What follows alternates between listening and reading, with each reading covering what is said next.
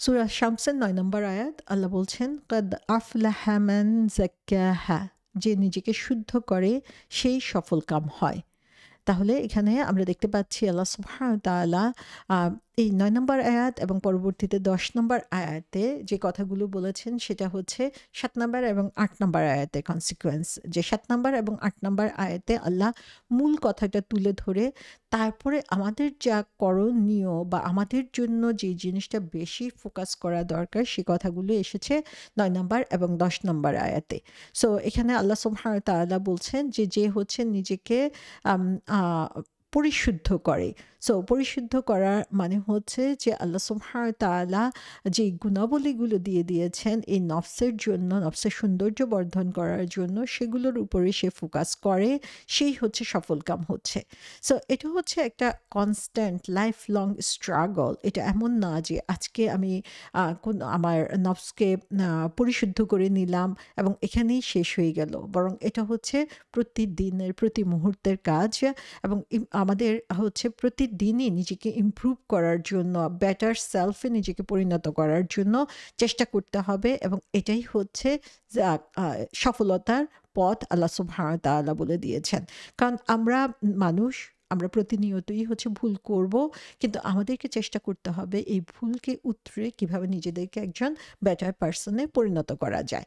So এখানে আল্লাহ বলছেন কাদ। কাদ মানে হচ্ছে সার্টেনলি, নিশ্চিতভাবে। সো এরপরে যে কথাটা বলা হবে এই ব্যাপারে আমাদের কোনো ধরনের সন্দেহ থাকা উচিত না যে এই ব্যাপারটা নিঃসন্দেহে আমরা বিশ্বাস করব। সো এই কাদ শব্দটার ২ টা রিজনে ব্যবহার করা হয়ে থাকে। একটা হচ্ছে যে বুঝানোর জন্য যে এই জিনিসটা অলরেডি হয়ে গিয়েছে। সো আম আ কাদ খারাজা, খারাজা মানে হচ্ছে বের হয়ে যাওয়া, আ পরিত্যাগ করা। সো সে অলরেডি বের হয়ে গিয়েছে। সো কাদ যখন বলা হয় তখন অলরেডি হ্যাপেন্ড, যে জিনিসটা হওয়ার ব্যাপারে, সংঘটিত হওয়ার ব্যাপারে আর কোনো ধরনের সংঘটিত হয়ে গিয়েছে নিশ্চিতভাবে সেটা বুঝানো হয়ে থাকে। আর সেকেন্ড যে অর্থটা সেটা হচ্ছে যে সার্টেনিটি, নিশ্চিত হওয়া যে না, আ এই ব্যাপারে কোনো ধরনের সন্দেহ নাই। অ্যাবসোলিউট সার্টেনিটি বোঝানোর জন্য হচ্ছে এই কাদ শব্দটা ব্যবহার করা হয়। সো যখনই কাদ বলা হয় তার মানে হচ্ছে এটা সংঘটিত হয়েছে, এ ব্যাপারে কোনো ধরনের সন্দেহ নাই, সেটা আমাদেরকে বুঝতে হবে। কাদ আফলাহা, আফলাহা শব্দটা এসেছে ফালাহা থেকে। ফালাহা শব্দের অর্থ হচ্ছে সাকসেস, সাফল্য বোঝানোর জন্য। সো আফলাহা শব্দটার অর্থ যদিও আমরা সাফল্য বলে থাকি, কোরআনে আসলে সফলতা বোঝানোর জন্য আরও অনেক শব্দ রয়েছে, কিন্তু আফলাহা শব্দটা বা ফালাহা শব্দটা যখন ব্যবহার করা হয় তার স্পেশাল একটা উদ্দেশ্য থাকে। সো আফলাহা শব্দটা এসেছে ইফলাহ থেকে। ইফলাহ শব্দটা বোঝানো হয় হচ্ছে একজন কৃষকের জন্য। আমরা যখন কৃষির ব্যাপারে আসলে একটু চিন্তা ভাবনা করি তাহলে দেখব যে একজন কৃষকের সাফল্য হচ্ছে যখন সে তার ফসলকে তুলতে পারে।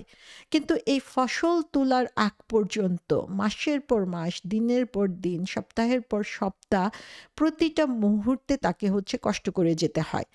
বীজ বোনার আগে তাকে মাটিটা রেডি করতে হয়, তারপরে বীজ বুনতে হয়। সে বীজ থেকে চারা কি বের হবে না বের হবে সেটার ব্যাপারে সে পুরোপুরিভাবে অনিশ্চিত থাকে।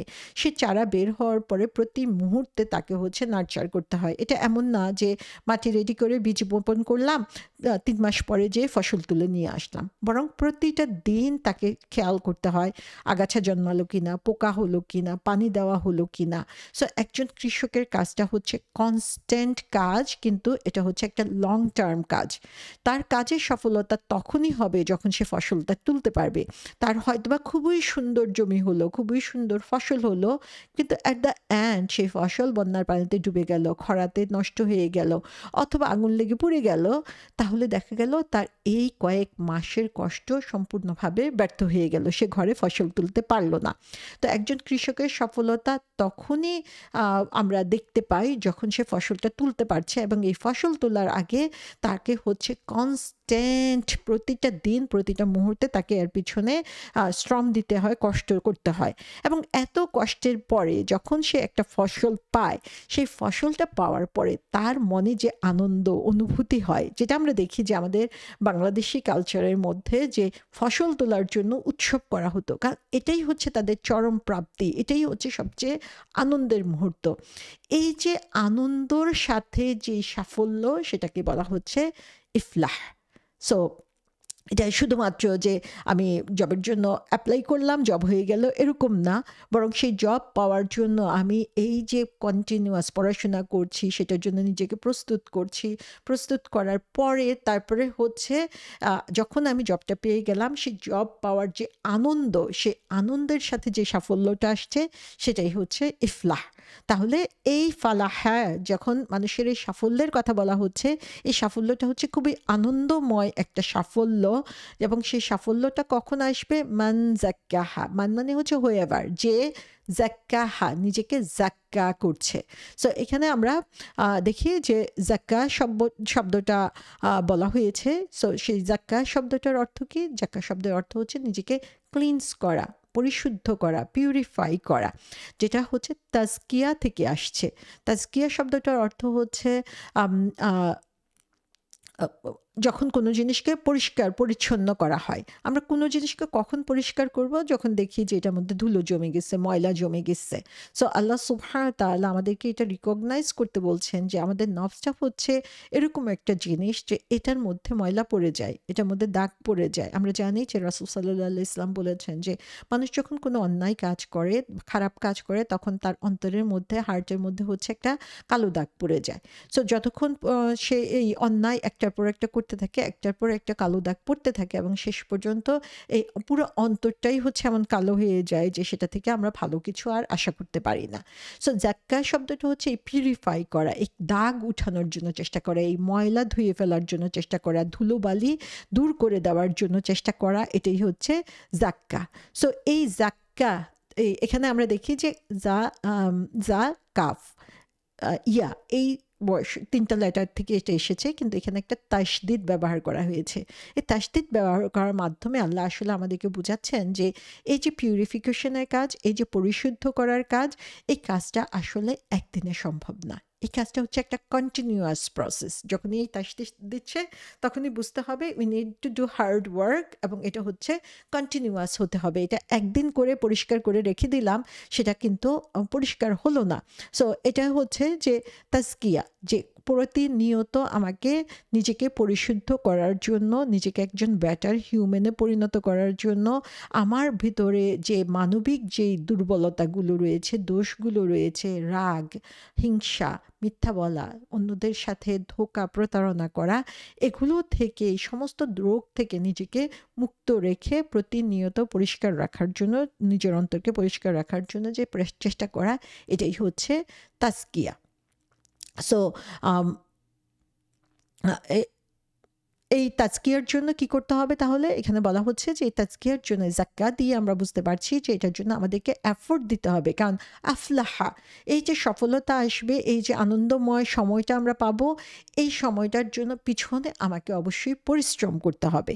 সো সিনসিয়ারলি আমি যখন প্রতি মুহূর্তে এই সাফল্য অর্জন করার জন্য চেষ্টা করব, তখনই হচ্ছে এই তাজকিয়াটা সম্ভব হবে। সো এখানে তাজকিয়া দিয়ে আরেকটা জিনিস যেটা বোঝানো হয়ে থাকে যে সেটা হচ্ছে নিজের জন্য হচ্ছে সে নিজেকেই নিজে এখানে পরিশুদ্ধ করছে, যে যেন এটা একটা বাইরের একটা জিনিস, এটাকে বের করে এনে আমি এটাকে ধুয়ে মুছে পরিষ্কার করে রাখছি। এভাবে আল্লাহ সুবহানাহু ওয়া তাআলা এই শব্দটাকে বুঝাচ্ছেন। সো যে কোনো ধরনের অন্যায়, শেমলেস কাজ, সেগুলো থেকে নিজেকে দূরে সরিয়ে রাখার জন্য যে চেষ্টা, সেটাই হচ্ছে তাজকিয়া। সো সুফিজমের মধ্যে দেখা যায় যে এই তাজকিয়া জিনিসটার উপরে খুব গুরুত্ব দেওয়া হয় এবং সেখানে তাজকিয়ার যে স্টেজ, তিনটে স্টেজের কথা বলা হয়ে থাকে। একটা ফার্স্ট হচ্ছে তাখলিয়া, তারপরে হচ্ছে তাহলিয়া, আরেকটা হচ্ছে তাজলিয়া। খ, হা, জিম, এই ৩ টা লেটার শুধু হচ্ছে চেঞ্জ হচ্ছে। সো তাহলিয়া যেটা সেটা হচ্ছে কোনো জিনিসকে এম্পটি করা, খালি করা। সো এটা হচ্ছে ইনিশিয়াল স্টেজ, ফার্স্ট স্টেজ। সেটা হচ্ছে যে আমার নিজের মাঝে যে নেগেটিভ কোয়ালিটিগুলো রয়েছে, যে খারাপ দিকগুলো রয়েছে সেগুলোকে দূর করা, সেগুলো নিজের মাধ্য থেকে বের করে নিয়ে আসা। যে হার্মফুল ডিজায়ারগুলো রয়েছে, সিনফুল বিহেভিয়ার রয়েছে, সেগুলো থেকে নিজেকে মুক্ত করা, অর্থাৎ খারাপ জিনিসগুলোকে ফার্স্টে বের করে দিতে হবে। এই যে এমটি করার যে কাজ, সেই খারাপ জিনিস কি অ্যারোগ্যান্স হতে পারে, অহংকার হতে পারে, লোভ হতে পারে, হিংসা হতে পারে, ঘৃণা হতে পারে। সেগুলো থেকে নিজের মনকে ফার্স্টে মুক্ত করতে হবে। এটা হচ্ছে তাখলিয়া। তারপরে স্টেজ হচ্ছে তাহলিয়া। তাহলিয়া হচ্ছে কোনো জিনিসকে সৌন্দর্যমণ্ডিত করা। সো যখন এই আমার অন্তরটা খারাপ নেগেটিভ জিনিস থেকে আমি ক্লিন করে ফেললাম, তারপরে স্টেজ হচ্ছে পজিটিভ জিনিস দিয়ে, ভালো কোয়ালিটি দিয়ে সেটাকে সৌন্দর্যমণ্ডিত করা। সে ভালো কোয়ালিটিগুলো কি হতে পারে? যেমন সিনসিয়ারিটি, ইখলাসের সাথে কাজ করা, বিনয়ের সাথে কাজ করা, ধৈর্য ধারণ করা, কৃতজ্ঞ হওয়া, অন্যের প্রতি হচ্ছে সহানুভূতি দেখানো। এই সমস্ত কিছুই হচ্ছে এই অন্তরকে এখন সৌন্দর্যমণ্ডিত করবে। থার্ড যে জিনিসটা সেটা হচ্ছে তাজলিয়া। তাজাল্লা শব্দটা আমরা আগে দেখেছি। তো তাজলিয়া জিনিস অর্থ হচ্ছে কোনো জিনিসকে আলোকিত করা। সো এটা হচ্ছে ফাইনাল স্টেজ। তো এই স্টেজে এসে আমরা কি করব, যে তখন আমাদের স্পিরিচুয়াল যে ইলুমিনেশন, যে স্পিরিচুয়ালি আত্মিকভাবে আমার অন্তরটা তখন আলোকিত হবে, এখান থেকে আলো বের হয়ে আসবে এবং তার মাধ্যমে কি হবে, আমি আল্লাহ সুবহানাহু ওয়া তাআলা আরও নৈকট্য অবলম্বন করতে পারবো। সো এই স্টেজে হচ্ছে আমাদের কাজের মাধ্যমে, আমাদের অ্যাক্টিভিটিসের মাধ্যমে সেটা প্রকাশ ঘটবে যে আমার এখান থেকে যে কিছু মানুষ আছে যে দেখলেই মনে হয় যে কি সুন্দর নুরানি চেহারা, অথবা তার কাজকর্ম দেখলে তার সাথে যখন উঠা বসা করা হয় তখন এমনিতেই হচ্ছে ভালো একটা প্রভাব অন্যদের মধ্যে পড়ে, সেটা হচ্ছে এই তাজলিয়ার মধ্যে পড়ে।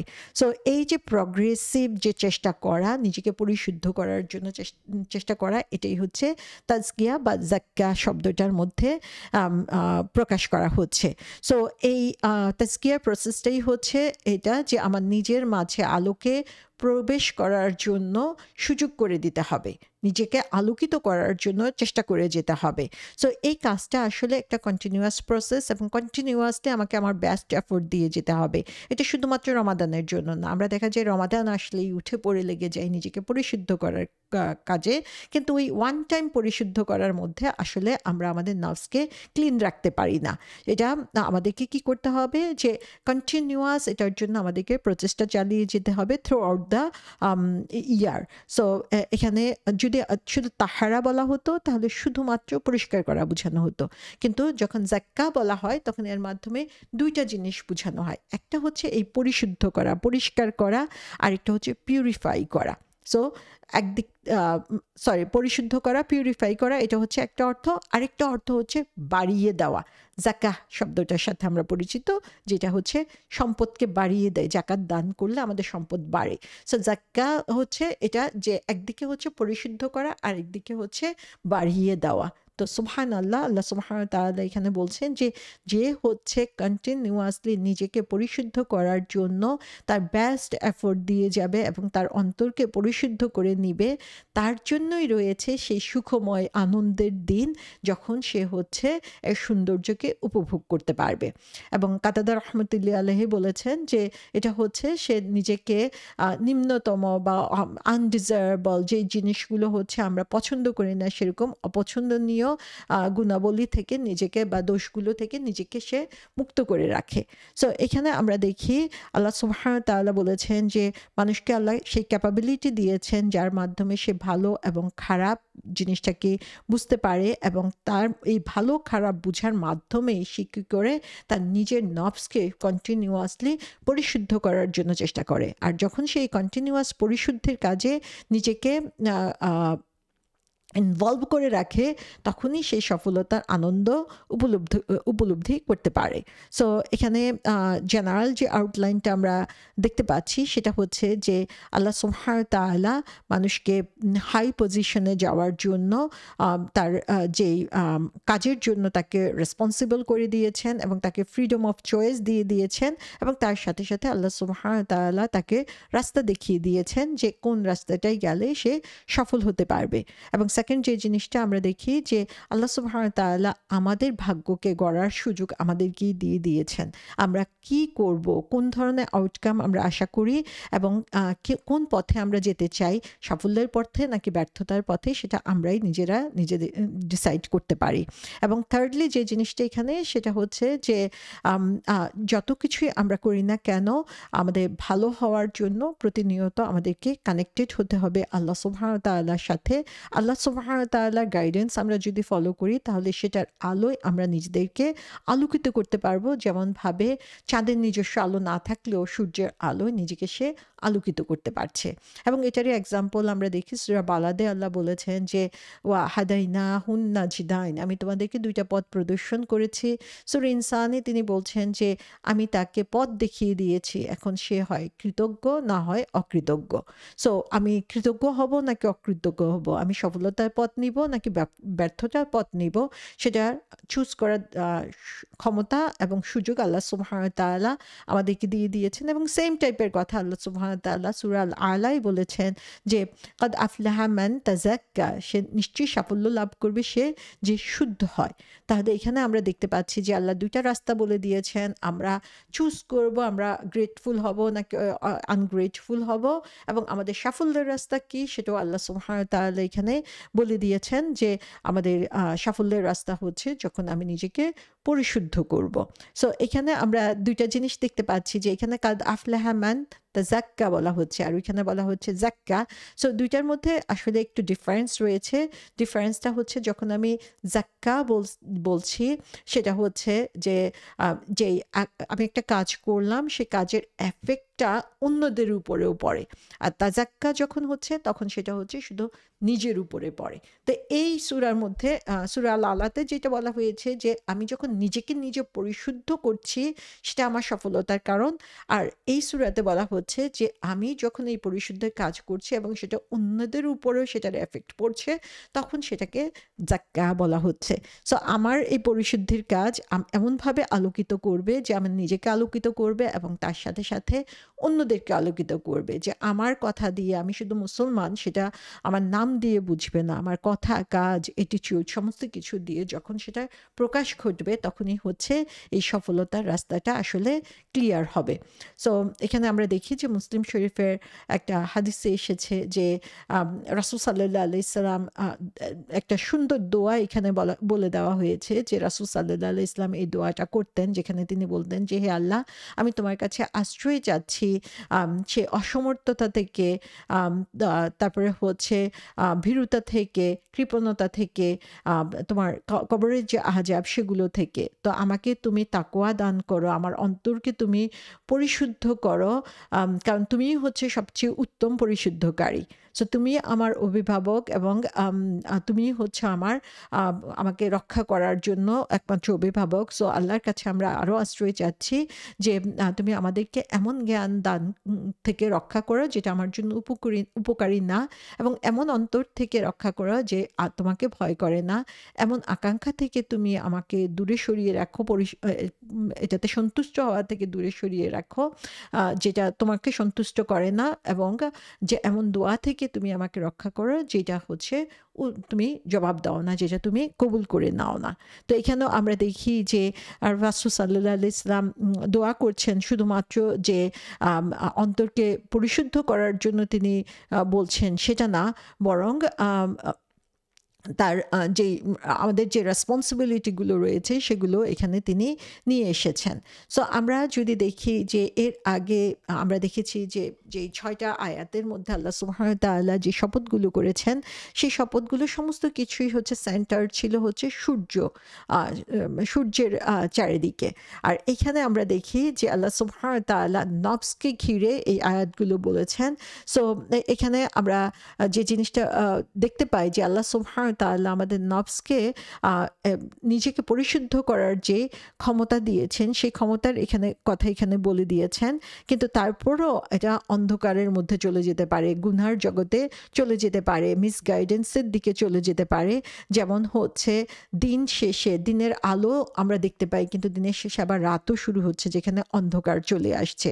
সো এই যে সূর্যের আলো এবং নফস সেটার যে প্রভাবটা আমরা দেখতে পাচ্ছি, সেই প্রভাবটা এখানে প্যারালালি আল্লাহ সুবহানাহু ওয়া তাআলা আমাদের সামনে নিয়ে এসেছেন যে আ আ রাতের বেলাও আমরা দেখি যে সূর্যের আলো থেকে আমরা কিন্তু উপকার পাচ্ছি চাঁদের মাধ্যমে। সো সেম ওয়েতে আমরা হচ্ছে আমাদের নফস যদি ক্লিন থাকে তাহলে শুধুমাত্র আমরা নিজেরা আলোকিত হব না, বরং অন্যদেরকেও আমরা আলোকিত করতে পারবো। টাফেস্ট টাইম অফ ফিতনা, যখন হচ্ছে কঠিন ইমানের উপরে দাঁড়িয়ে থাকা, সেই সময় আমার যদি একটা পরিশুদ্ধ আত্মা থাকে, অন্তর থাকে, তাহলে সেটা হচ্ছে উজ্জ্বল চাঁদের মতো আলো ছড়াবে অন্ধকারের মধ্যে। তো আমাদেরকে আল্লাহ সুবহানাহু ওয়া তাআলা সে আলো ছড়ানোর জন্য সৃষ্টি করেছেন। আমি নিজেকে আলোকিত করব এবং তার সাথে সাথে আমার আশেপাশে যারা রয়েছে তাদেরকেও আলোকিত করব। সো আল্লাহ সুবহানাহু ওয়া তাআলা কি করেন যে এই সূর্যের আলোটাকে প্রতিদিনই আবার ফিরিয়ে আনছেন এবং প্রতিদিনই সে অন্ধকার থেকে মুক্ত দিয়ে ফজরের যে সুন্দর আলো সেটা তিনি আমাদেরকে দেখাচ্ছেন।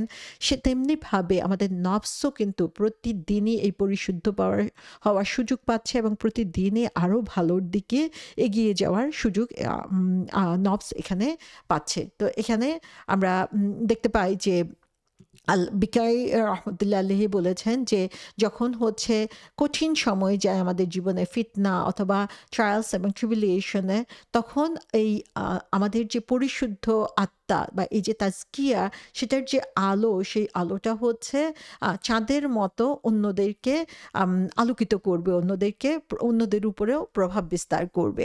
সো এখানে আমরা সূর্য এবং নফসের মধ্যে যে সিমিলারিটি বা সাদৃশ্য, সেটা আমরা এখানে দেখতে পাচ্ছি এবং এই যে শপথ আল্লাহ সুবহানাহু ওয়া তাআলা করেছেন, সেই শপথের যৌক্তিকতা এখানে বুঝতে পারছি যে আল্লাহ সুবহানাহু ওয়া তাআলা কেন এর আগে এতগুলো শপথ তিনি করেছেন।